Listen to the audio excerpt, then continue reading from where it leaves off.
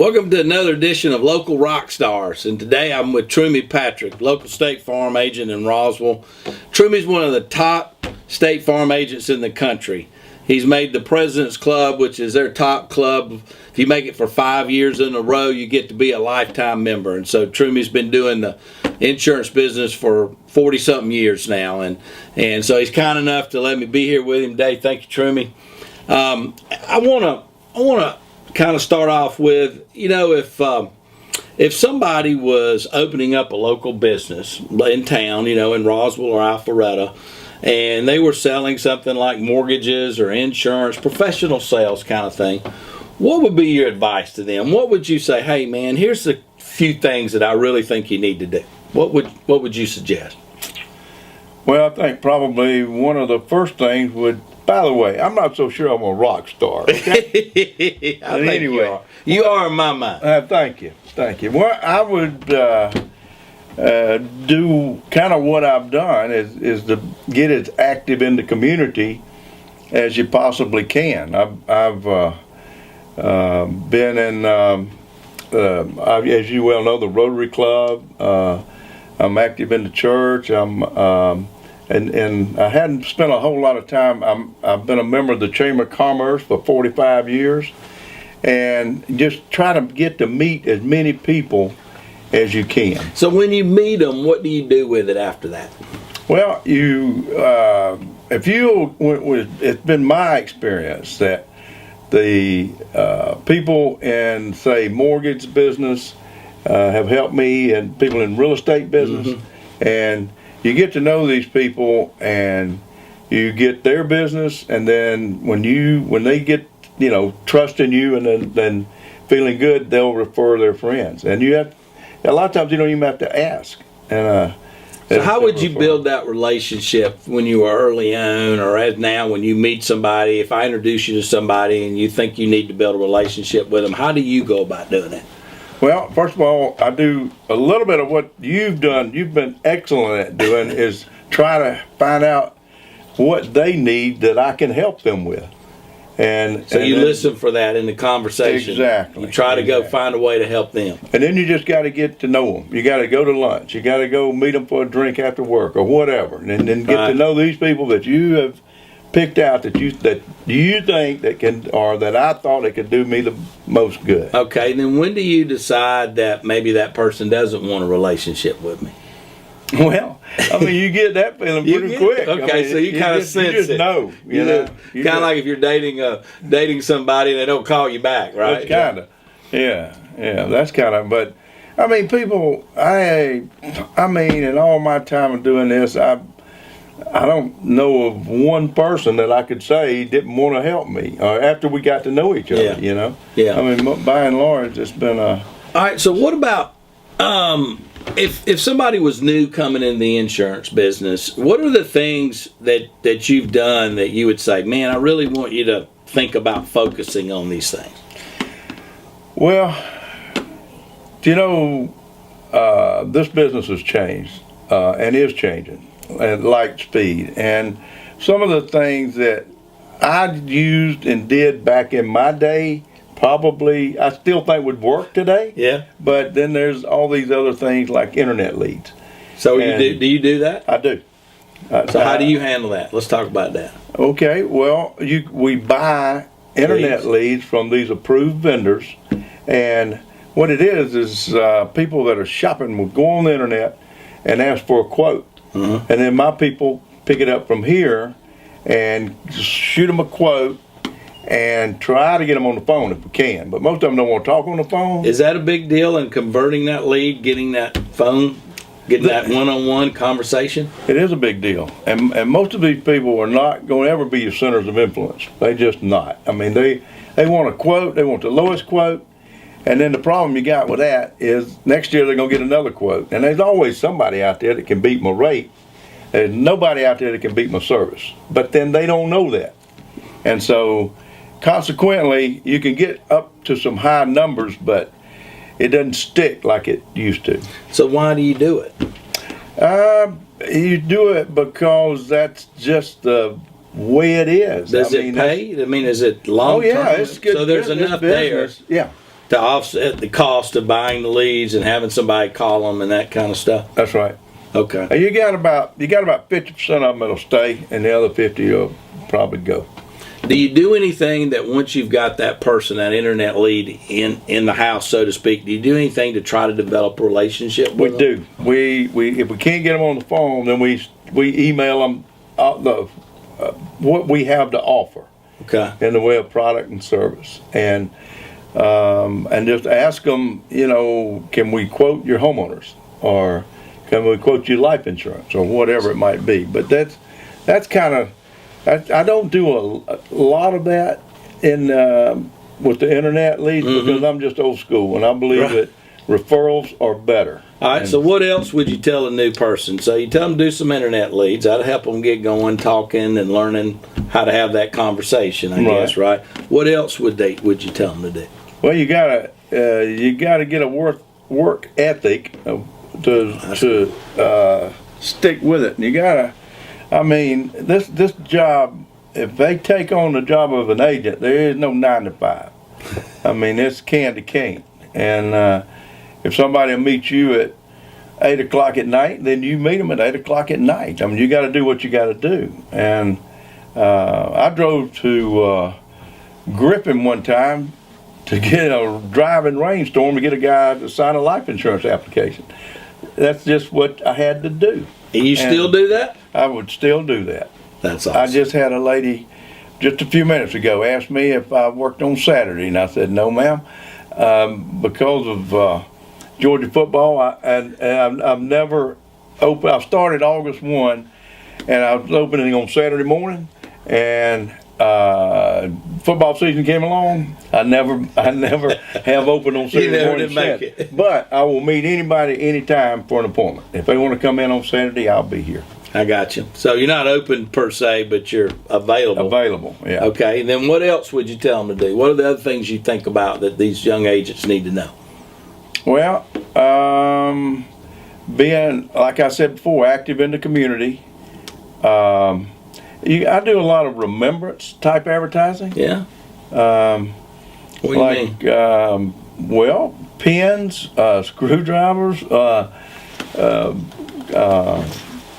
Post-it.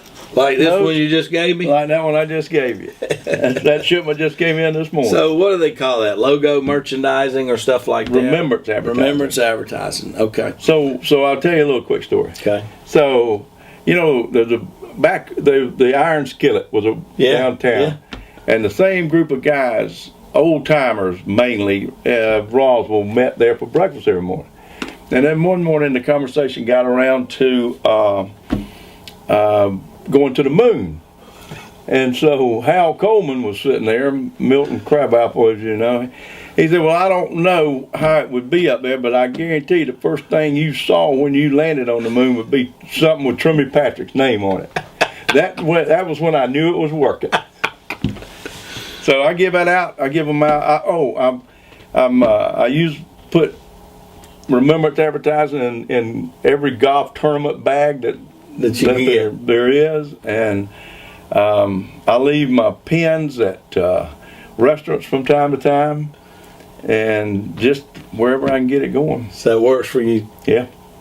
All right. So, how do you plan your day as far as, because we all get into our day and we get in there and the phone's ringing, we're putting out fires, and people in the office, and you got emails and stuff. But how do you mesh all that with also finding out like who you're going to talk to today, who you're going to prospect with, or what are you going to do? How do you kind of create your day so that it's not a wasted day?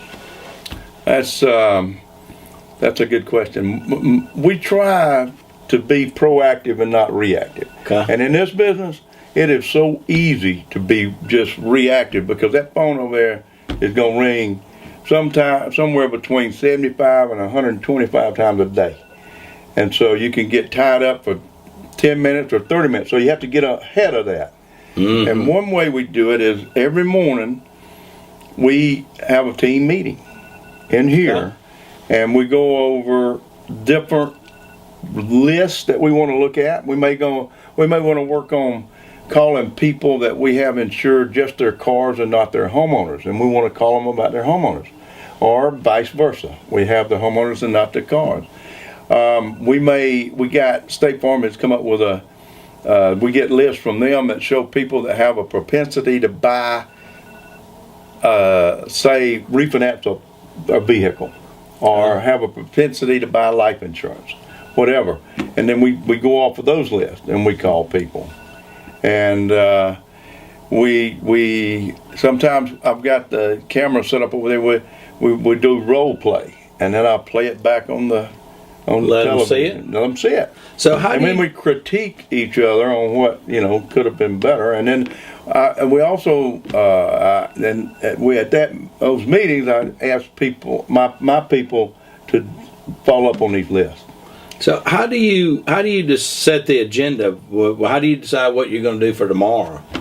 I mean, how do you decide if I'm going to call auto people tomorrow, life people tomorrow? How do you decide that at the meeting?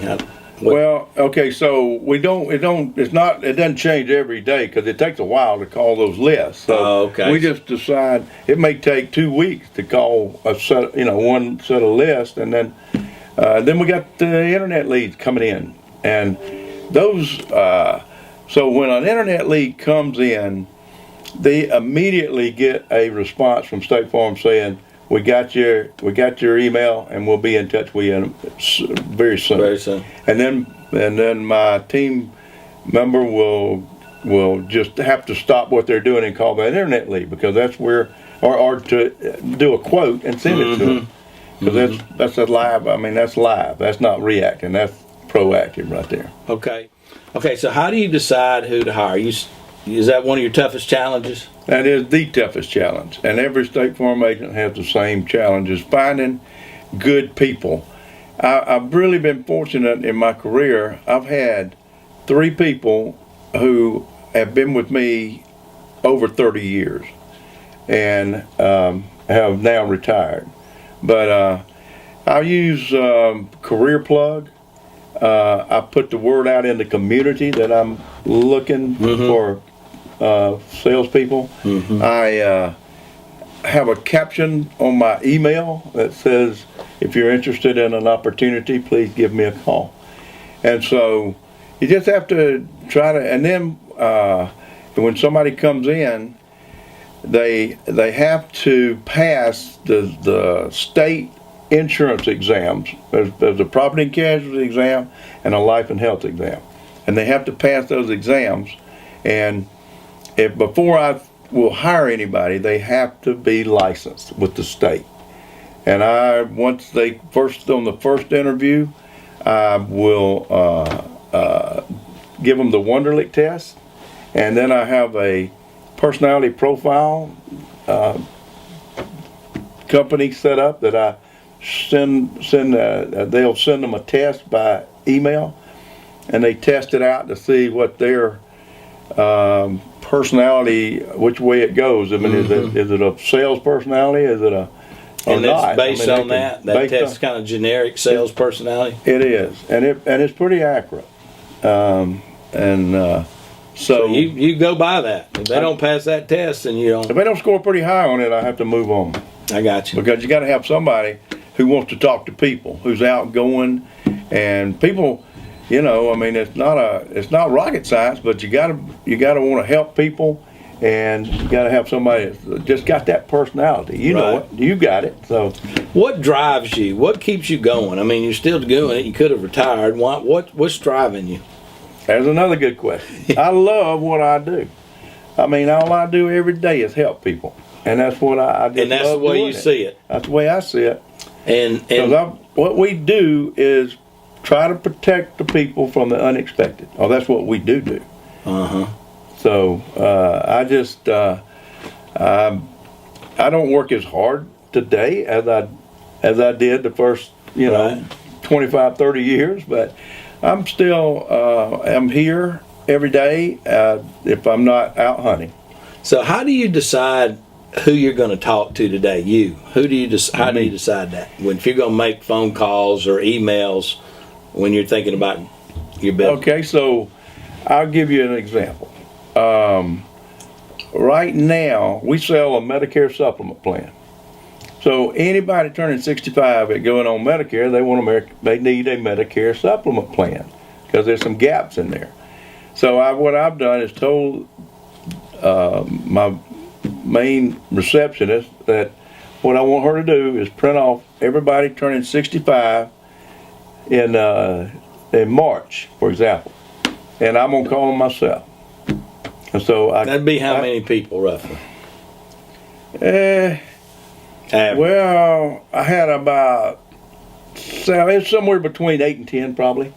So that would be on your list because you know it could be important to them to know about that, and you feel like you need to make that. I need to tell because they know nothing about what they got, what's covered, and what's not, and all of a sudden they gotta. For example, if they're going on, they turn 65, they need to, they've got to get Medicare, and if they're still staying on a group plan of some kind or not retiring, then they don't need a Medicare supplement right now, but they need to buy Part A, or not buy it, but apply for Part A of Medicare. Gotcha. So you want to let them know about that because you see that you're helping them with that. So your products. You may be on my list in a couple of weeks. I'm not sure. So anything else you do? So that's 8 or 10 calls a day. Okay, so yeah, and then the other thing is any major problems, and every business has them. I get them. The major ones. The major ones. So I'm pretty responsible for, when somebody gets sideways with us, that's when I need to step in and straighten it back out. Straighten it back out. That's right. Okay. It don't happen a lot, but it happens. So do you do the things like send out birthday cards or Christmas cards or any of that kind of stuff? No, I don't. I send out calendars, and I send out at Christmas Norman Rockwell calendars, and I send out the return address labels with their name and address. People love those things. They do. I send those out every year. I've never gotten started sending birthday cards because once you start it, you can't stop it. And I tell you what I did do though. One year I made up my mind I was going to call every client on their birthday. That would turn out to be way too much. I mean, sometimes I'd have 15, 18 people to call and tell them happy birthday, and inevitably they want to talk about some more. How many customers do you have? I got a little over 5,000. 5,000. So, Trummie, tell me how important you think product knowledge is, because especially when you're a young person starting out or you're new in a certain industry, you don't have real strong product knowledge, and I'm looking at somebody like you that's been doing it, and it kind of makes me feel inferior. What do you think about product knowledge? How would you talk to somebody that's kind of new in the business about product knowledge? What's your in this business? You gotta have it. It's not an option. I mean, you gotta know what you're talking about. Yeah. And you gotta be right. And so every morning for 30 minutes, I assign a different team member a different product, and we wear it out. We go over that product. We'll get on, I get them to find out everything they can about it, and to try to cover it. Sometimes it takes a week to cover one product, but we've got, for example, a homeowner policy, and then all the endorsements and everything that's available for it, and then we'll talk about as a team. You do that. They report back and to get the whole team up to speed. That's right. Okay. That's right. We spend time, and then we have there's a lot of product knowledge that is before anybody can start. They have to be. Once they get licensed with the state, then they got to get licensed with State Farm. And in order to get licensed with State Farm, you got to spend about a week on the computer with their product knowledge, learning what coming they up got. To snuff. But then that ain't enough. You still got to hammer the product knowledge. And I tell you that even today, every now and then something will come up that I don't know the answer to. Is that part of kind of being a pro at what you do, is to understand that you don't know some things? Well, you got to have that. You got to say, let me get back with you on that. Or? Yeah. So now, got to tell you, I'm sorry. I'm pretty sure I know, but I want to be real sure I know. Gotcha.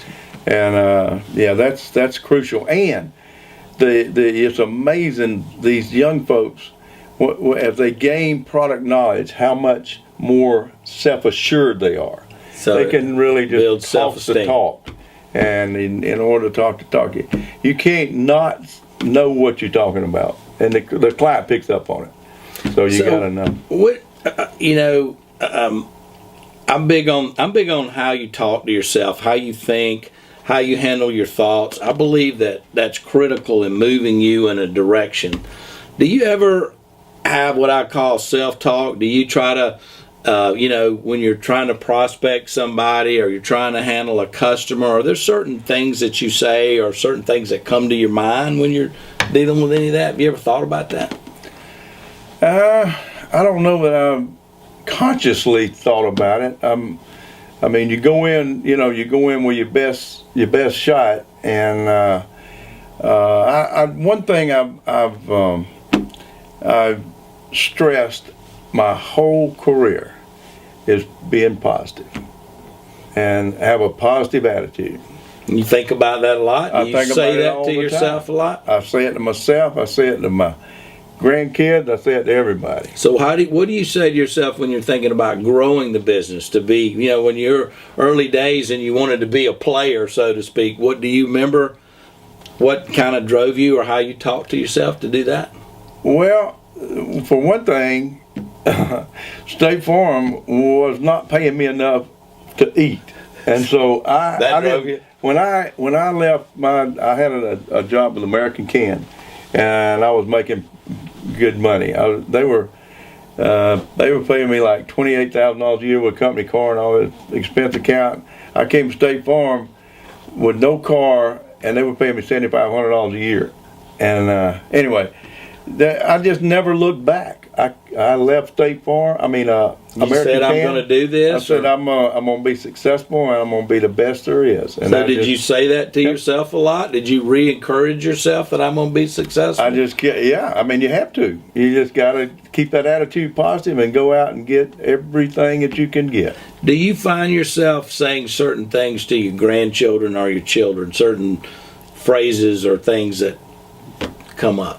Yeah. What, like, you have anything you think of, you remember? Oh, man, I got a bunch of them, but, it's kind of hard to On the spot. come up on the spot. I can't think of it. But do you think that's important, how you talk to yourself and how you think about yourself? I do think it's important. How important would you say that is? I think it's probably crucial. You got to keep those thoughts in your mind positive, and you got to just continually think that about being successful. Do you find that people that have worked for you, some of them have a better conversation with themselves than others, and that separates who kind of moves ahead of the pack and who doesn't? You ever thought about that? I did. There's those that will move above. Break out of the pack and be that leader. And they got to have some sort of their thought process has got to be, a little bit different than the others. Okay. Well, that kind of concludes our time with local rock star Trummie Patrick. Even though you don't think he's a local rock star, but I think he is, and he's been a mentor for me and a good personal friend. And if you're in the market for insurance, I hope you'll give Trummie a call. His office is in Roswell. So. Thank you so much for being in and joining with us. That number is 770-993-0020. Awesome. Good.